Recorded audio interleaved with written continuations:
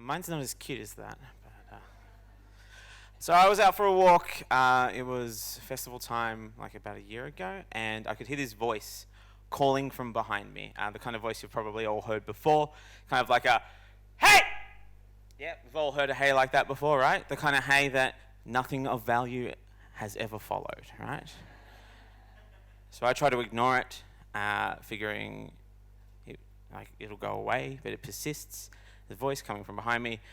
I go, right, let's get this done. Maybe it needs a cigarette, maybe it needs a lighter, we can be done. So I turn around and I come face to face with a man in a balaclava. That's correct. That's how I felt too. And I say face to face with him, but he was about half a foot taller than me and about half a foot wider than me. So really I was like face to man boob with this guy, but his eyes are up here and I am respectful. So I'm like, hello. So at this point that I notice he's wearing, his balaclava that he's wearing has a really lovely like homemade skull design on it. And you've got to give full credit where credit is due. And I've thought about this guy since then, like going out, buying his balaclava, then getting all like his paints and having an arts and crafts day at home and being like, this will fucking scare him. It did. It did. Now I'm not about to fight this guy. Like you can see who I am. I'm not really a fighter. I don't have fight or flight. I have flight and even faster flight. Right? These are my two options.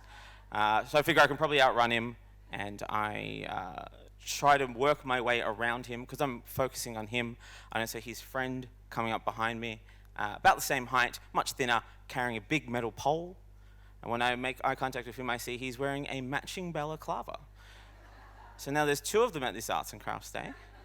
I'm sure at one point one had to turn to the other and be like, oh, mine's not as nice as yours. Can you teach me how to do that? So I'm not about to run because I figured this guy could probably keep up with me. And I think my only other skill really is that I can talk. So I try to talk my way out of the situation, right? And I muster all of my wit and all of my charm, and the best I can come out with is, hey, seem to have disturbed you. I'm just going to go back this way, back to my house. Telling the thieves where my house is, not my finest moment, and I'm slowly easing away from them. And I notice that they're not following, and it's really weird because I'm like, have I done this? Like, have I Jedi mind tricked my way out of this situation? Like, what's happening? And that's when the third guy jumps me from behind, body tackling me to the ground using the same strategy that the raptors use in Jurassic Park. Two distract from the front, one gets you from behind. And now I never at any point see this third guy, so I can't confirm whether or not he's also wearing a matching balaclava. Seems to be the team uniform. I do have to give him full credit though because he was committed. Like he body tackled me to the ground, right? So that's full force, tackles me down to the ground. I was wearing a backpack at the time, so he took the full weight of my backpack, my full body weight on his body. Didn't make a sound, didn't make a grunt, nothing. And the only reason I know he's not unconscious is because his arms start to wrap around my arms, his legs around my legs, and he starts to pull me down in a position that I have come to know as the hateful koala. Right? Just down we go. There is a small moment as he's dragging me down where I can't help but think, clever girl, and just down we go. Now, that first guy, when he came up to me, he was quite angry.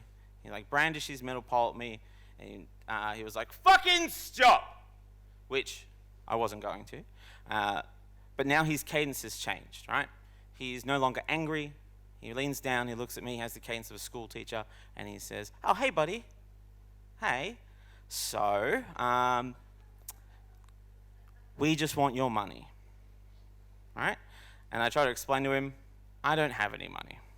I am a performer of very little note, and I have no money. But he doesn't listen to me. He then goes rifling through my pockets. He finds my wallet, he pulls it out, and he rifles through it and he finds that I have $5 in change.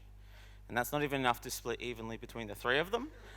So this is a bad day at work for them. I'm going to have to wrap up real quick. All right, so the bigger guy looks down at me. He goes, "Oh, you weren't kidding." So now I'm being heckled by my mugger, right? So this is a bad day. They then go looking for something a little more expensive, something worth their time. His fingers come around my phone. I give him a quick, like, "You're not going to want it. It's shit." He pulls it out of my pocket, takes one look at it, puts it straight back into my pocket. There's a lot more to this story. There's like a whole other half, but I'll wrap this up on this note.